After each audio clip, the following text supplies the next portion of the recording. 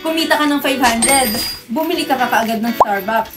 Kung ganyan ang mindset mo, baka kailangan panoorin mo muna tong video na to. Hindi lang to tungkol sa negosyo, tungkol to sa disiplina, tamang strategy, kung paano ka talaga kita. Let's talk about real numbers, real sacrifice, and real growth. Before ako magkaroon ng motor shop, nagbebenta ako ng mga relo. Ang puhunan ko nun is 3,500. So, every time na makakabenta ako ng isang relo, lagi ang iniisip ko, saan ko pwedeng gamitin tong tinubo ko dito sa isang relo na to. So, sinamahan ko na rin ng mga bags, ng sandals. Ang mindset ko nun, kung hindi ko ito mabebenta, magagamit ko naman. At least, safe yung capital ko. Plus sa 3,500, napalago natin siya to 47,000. But here's the twist. Nag-apply kasi ako ng Canada visa that time and I've got rejected. So that's the time that I've said to myself, okay, magne-negosyo na lang ako. And nung sinabi ko sa father ko, nag-advise siya na if ever magne-negosyo ka, it's either mag-motor shop ka lang or mag-hardware ka.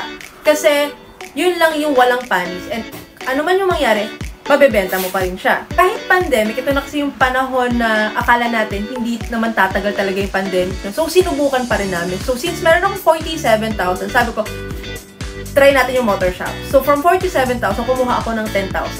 Yung 10,000 na yun, dahil nga baguhan kami sa negosyong ito, tinry namin sumali sa mga Facebook groups, nag-research kami, ano ba yung madalas hinahanap ng mga riders. Yung time na yon, domino handle grip talaga siya. So, yung 10,000 pesos namin, nakabili na kami doon ng 100 pieces na domino handle grip. From 100 pieces, naibenta namin siya sa mga customers. And then, mayroon pa rin demand may demand pa din sa domino handle grip. Naging 100, 200, 200, nauubos pa rin namin siya hanggang sa yung 10,000 pesos namin, naging 75,000 pesos na siya. From 100 pieces na domino handle grip na naibenta namin, naging 100, 200, and then nauubos pa rin namin sila up to naging, ang in-order na namin, 300, binibili pa rin siya ng customer up until medyo nag-slow down na yung domino handle grip.